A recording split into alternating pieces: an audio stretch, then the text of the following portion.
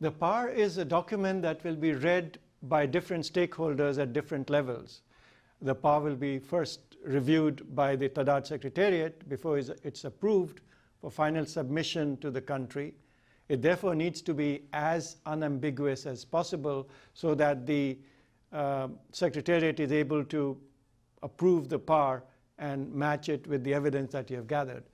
Secondly, the senior management of the Ministry of Finance and the Tax Authority will use it as to design a reform program that addresses the weaknesses that you have highlighted in the report and further reinforces the strengths that you have highlighted. Thirdly, the middle management in the tax administration will need to implement the reforms.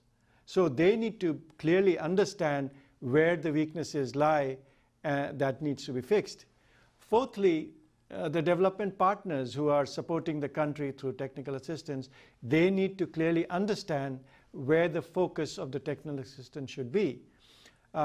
Finally, if the government decides to make the PAR a public document, the media, the civil society, and the general public should be able to interpret the key issues as clearly as possible and with little scope for ambiguity or misinterpretation. For all these reasons, the PAR needs to be as clear as possible in the evidence that were used in scoring and why a certain score was given, staying true to the TADAT methodology so that the reader is satisfied that this is an objective assessment. So because of all this, here are some useful tips on how a good PAR can be written. Number one, prepare as much of the general section of the PAR as possible before the country visit.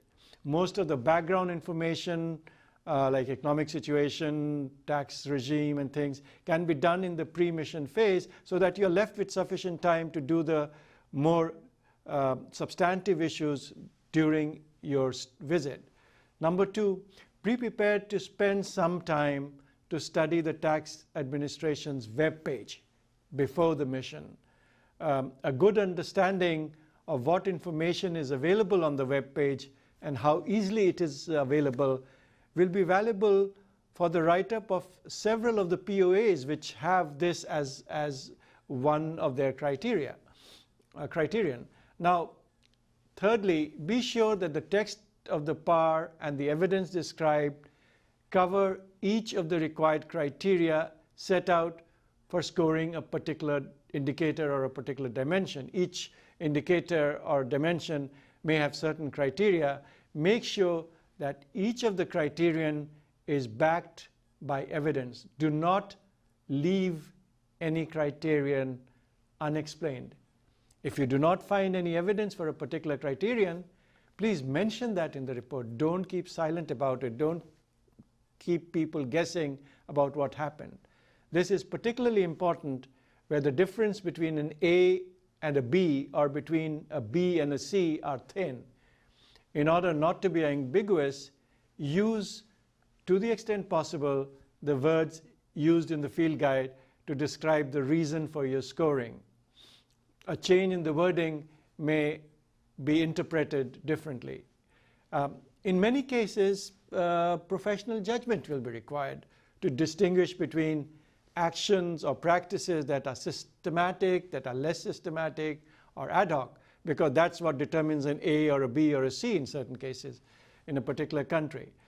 Make sure that you explain the materiality of the issue whenever there is professional judgment used and how significantly it impacts the outcome of the POA. And another good tip would be that as a team, when you are in the country, it is always a good idea that every evening after discussing things with the country officials, you sit together as a team and discuss your findings on each of the dimensions and indicators assessed. And then together as a team come up with a headline sentence for that dimension or for that. This headline sentence should be tied closely to the field guide criterion. The headline sentence should be supported by a description of the findings. And if You follow all these tips, I think you will write a very good PAR. Thank you.